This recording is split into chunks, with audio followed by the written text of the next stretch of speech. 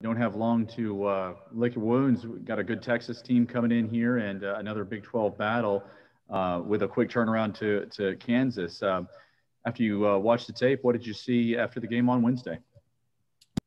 Um, we didn't play very well, especially to start the game. We lacked energy and urgency.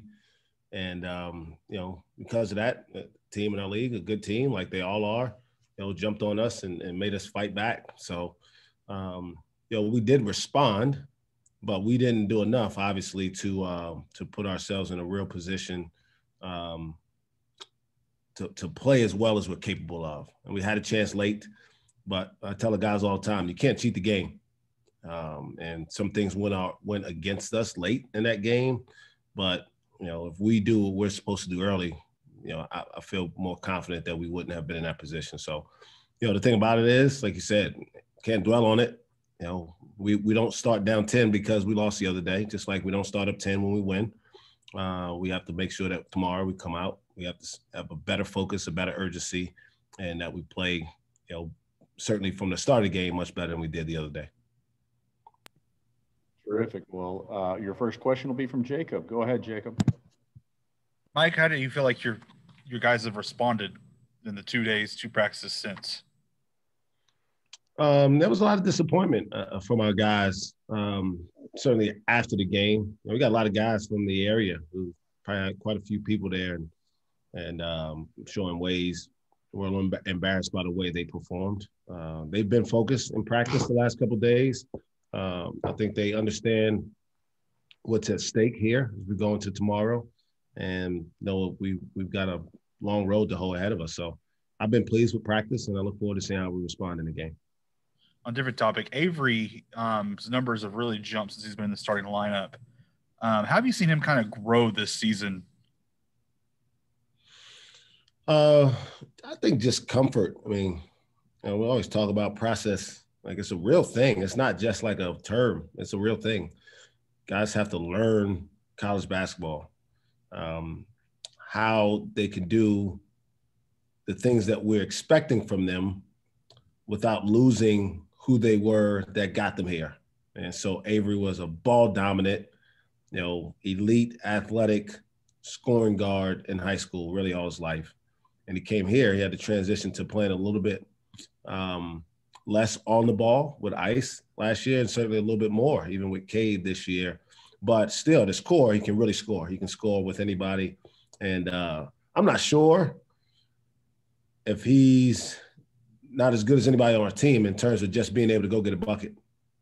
And so I think he's got more comfortable being able to do that within the framework of who we are now. But it's also much more settled defensively. He creates a lot of problems for the other team.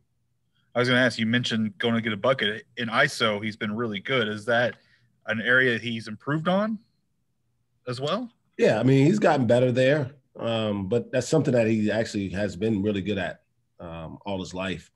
He's got, extreme quickness, pretty good handles, and he's improved his jump shot, which has really, really helped him the most. Thanks, Mike.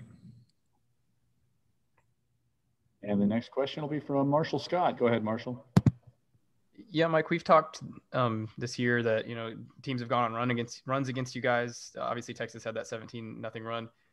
With Farron back, he kind of mentioned this, that he's noticed from the outside that he might be able to stop some of those runs with a big shot or two. Is that something that you think can really help you guys, kind of eliminate these runs that teams are going on against you guys? Like him individually? Yeah, like him hitting a three to maybe stop like a 10-0 or something like that. Yeah. I mean, no question. At some point, one way or the other, he certainly can help our team in that regard, offensively, spacing the floor, making shots. And I certainly think I was pleased that he was able to come back and still have the level of confidence. But again, it's why we take our time and make sure that the guys are completely comfortable before they get back on the court. But he's certainly somebody that can bring another element to our team, and making shots is something that's going to be critical for us tomorrow. The problem the other night is we didn't guard anybody. And, we scored 78 points on the road and lost. And, we got to be much better than that on the defensive end. Kind of during the game, Cade was getting it from the TCU student section. We talked this year about, no fans, and he's kind of lose a little bit of that experience kind of stepping away from it, not thinking about the final score, was that fun to see him kind of have that interaction?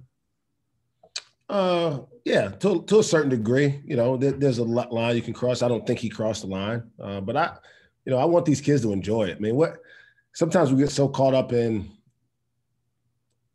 all those little things that we forget that 19-year-old kids, like, they're supposed to be having fun doing this. And if they're not, they probably should do something else. Like, this is really hard stuff.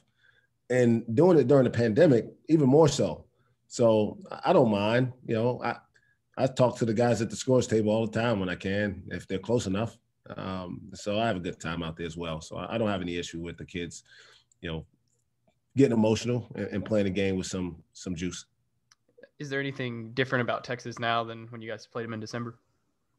Well, they were deep and long and athletic when we played them before, and somehow they're deeper, and they didn't get shorter, and they didn't lose any athleticism. So yeah, they're better than even then, and they were really good then. So we got our hands full. They're a really good team. They got a lot of chemistry. Those guys have been together for a while, and we'll have to play. We'll have to play with an edge to put ourselves in position. All right, thanks, Mike. And next question is from Frank Bonner. Go ahead, Frank. Hey, Mike, go along with the crowd question. Do you think having a home field advantage in a game like this will be that much beneficial, even with the limited crowd? I think our crowds have been really good. I think our fans have responded to this deal as well as any other place I've been. And having our students back certainly enhanced that even more. So, you know, I like that we have people here. I know not everybody's having that opportunity. So I think having students, but specifically students, but having fans in general always enhances the environment of a game. But students have a certain way about, you know, creating even more intensity and energy in the building. And we've been the beneficiary around here of having a student crowd, particularly this year. That's been, even during the break, I thought we had a lot of students coming through. And so I'm very appreciative of them and look forward to them. And we got, you know, knock on wood, because you don't know if you're going to get them all in, 5 home games left. And I hope we get as many people as possible in here for them. And then you guys have had a lot of close games, you know, this season, and Cade's had the ball in his hands. Some of the times it went well for you guys. Other times, you know, a missed shot here and there, it happens. How have you seen him work through those moments when he makes the big play and when he doesn't go his way late in the game? The process doesn't change. It really, you know, a lot of what happens for people outside is everything's outcome driven. And I mean, that's easy, right? The question was, should I call the timeout? Tomorrow, in the tie, I'm telling you guys now, tomorrow in the tie game, if we're tied, we have the ball with 20 seconds to go, there's no shot clock, I'm not going to call timeout. Just not going to do it. There's no need to do that unless we're in trouble, like unless we're in a corner and trapped. But we're going to let the kids go make the play that we recruited them to go make. But it's easy after the fact to say that you should have. A timeout doesn't guarantee anything. It just, you know, you're going to run what you're going to run, and it is what it is. So in terms of his process, it's the same thing. Whether you make the shot or miss the shot, that's not the result. That's not how you just adjust on how you approach the process, right? Is your process good? Did you make the right read? And in that situation, what we talked about was, what did you see? And the next time we're in that situation, what should we look for? And it's really that simple. And then you trust the outcome and you live with the result and you move on. And he probably went a little early, right? That was probably the mistake, but he saw he had a little bit of an opening and it just didn't finish. But he's made tons of plays. He's going to have the ball in his hands for me and for some NBA franchise, a lot more in his life. And then I want to ask you a quick question about MA. These last 4 games, he's come on real strong for you guys. And you talked about with Avery about just learning the game. How have you seen MA do that in his first season? You know, with MA, it was a little bit different just because of the way he plays and the position we're asking him to play. And we've done a little bit more lately of allowing him to initiate offense and be more of a ball handling playmaker for us. But he's played the 4 and 5 a lot for us. And that's not necessarily where the full part of his future is. He's not going to be inside that much. He's an athletic guy who can handle it and drive by people. So he had to adjust to the way we were using him early. and he got comfortable with that. And now we're allowing him to expand into some other roles where we think he can be really effective long-term. And I could certainly see him transforming it at some point into a true point forward type player who can make an impact on all parts of the court, because he's a good passer as well. And obviously he's a really good finisher. And, probably the next step is getting him a consistent jump shot, which will make him even more difficult to deal with. Thank you, Mike. Your next question is from Chris. Go ahead, Chris. Hey, Coach. Farron talked about, how he wanted first to try to play through that injury.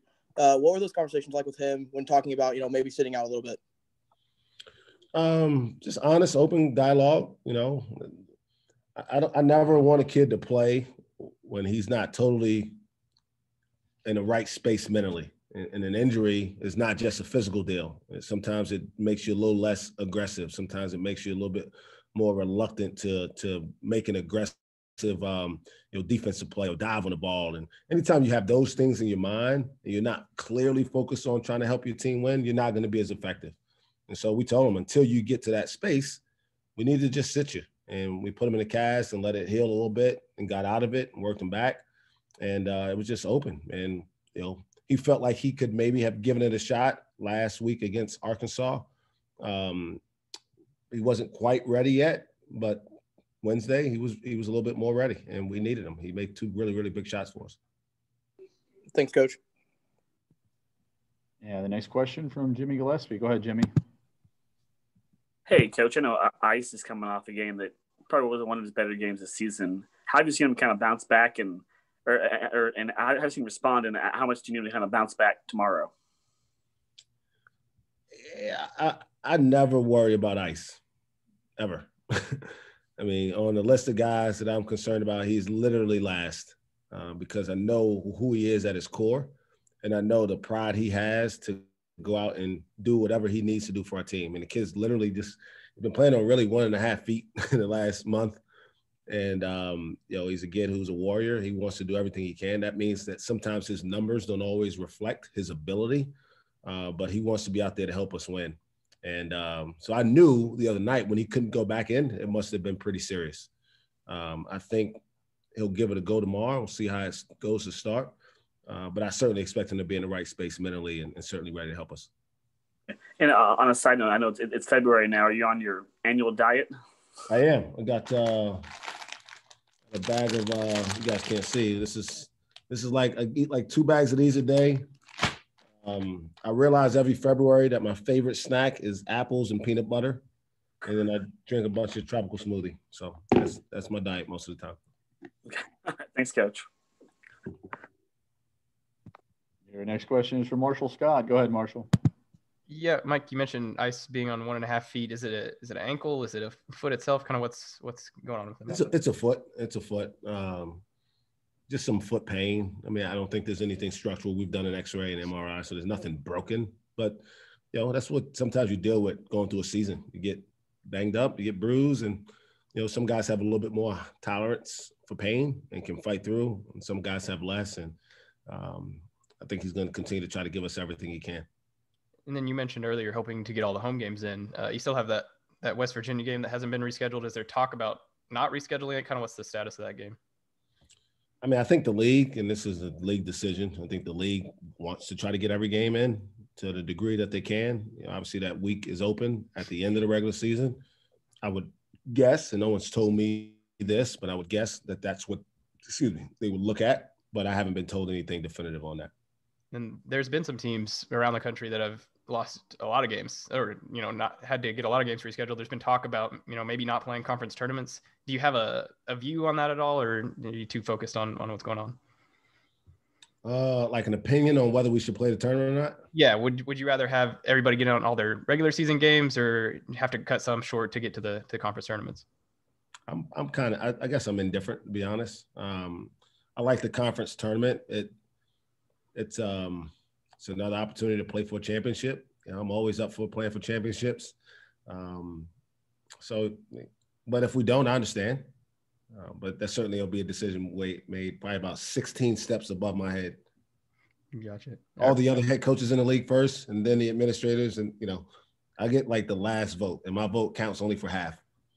if you're 16, I'm probably in the 30s maybe. Thanks, Mike. And a follow-up from Frank Bonner. Go ahead, Frank. Hey, Mike, I'm just curious. Have you ever had any players try to get in on the February diet action? And if so, did you have to advise against it because of, basketball reasons? Yeah, so Thomas Zawa, you guys would be shocked to hear this, thought that he could do it. And he's a pretty strong-willed kid, but he tried to do it during basketball season when he's playing. I'm not playing anymore. Like, this is a disaster, even for a guy who doesn't play. But I think he thought he was going to die, like literally day 3, which happens. Like, it happens, trust me. And he gave it up. So it's not very – I don't advise it.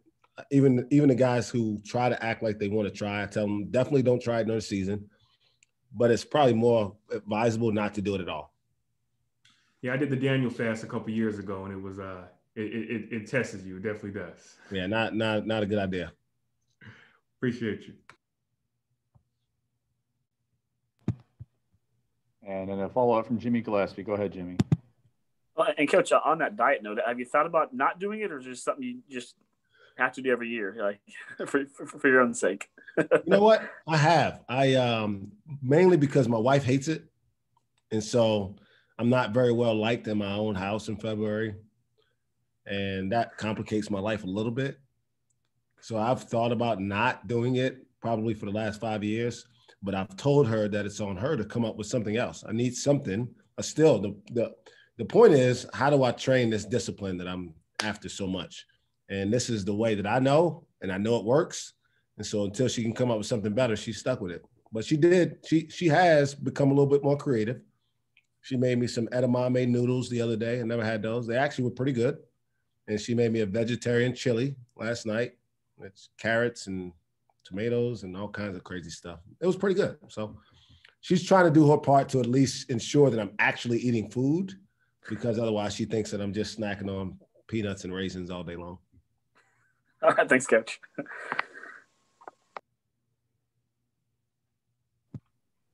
Jacob, you got one more? Go ahead. Mike, on the topic of the schedules, moving the Texas Tech game kind of spreads out that week a little bit. You got 3 games that week. What is your opinion on playing 3 games in a week? I don't think we've asked you that. I don't know if I haven't. I'll be honest. Like I can't even see that far. Like I test 4 days a week. I'm worried about test results coming back like every 24 hours. Like I'm just not wired to think about that many things at one time. I know some people are really good at that, but I'm like, I just can't. I don't have the ability. It may be something I need to try to develop, but I haven't given one thought to what we're going to do that week. All right, fair enough. So I would assume no thoughts then on back-to-back bedlams then either, right? Nope. Yeah. Nope. Perfect. Awesome. Thanks, I Mike. mean, and Stephen Howard should know this. I mean, he talked about Saturday, Monday. I just want to try to get to tomorrow at 2:00. That's all you can do this year, right?